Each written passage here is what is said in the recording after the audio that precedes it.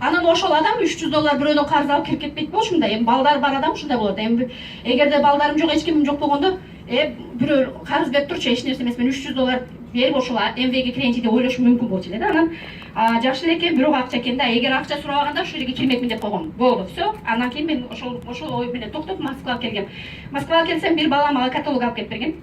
Если мүмкүнчүлүгүңөр болсо, бир каталог берип койсоңуз жакшы болот эле.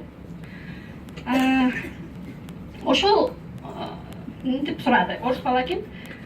Здравствуйте, деди. Здравствуйте. Можно я вам оставлю каталог, деди. А зачем, дедим, да, менчи? А зачем, десем.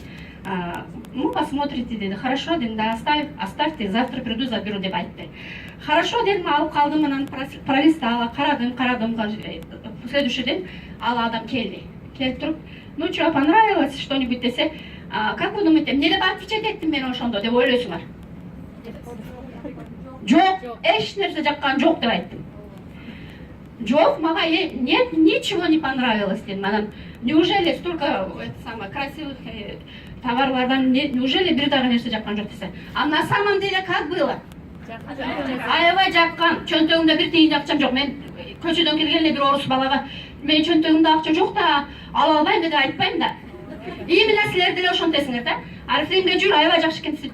Жок, мен ал жакка барбайм, ал жаман. Мен жакшы эле иштебем дейт. Жакшы ишин кандай десе, уборка дейсиңер да. Бул правда да. Может быть, бул ачуу чындык, же болбосо ачуу эмес чындык, бул кандай болсо да, бул правда. Это и есть правда. Правда нашей жизни. Биздин кыргыздардын жашообуз да. Мен дагы ошентип, жок, мага эч нерсе жаккан жок дедим. Анан дедим дагы, каталогду берип атам, возьмите обратно деп берип атам дагы. Мынтип айттым. А как вы там зарабатываете деп сурадым да. Мага интересно, понимаете, мага жагып атат, мага интересно, но мен ошону мен кыргызмын биринчиден айта албайм. Биринчиден кыргыз экеним үчүн айта албайм. Экинчиден чөнтөгүмдө бир тиын жок үчүн айта албайм.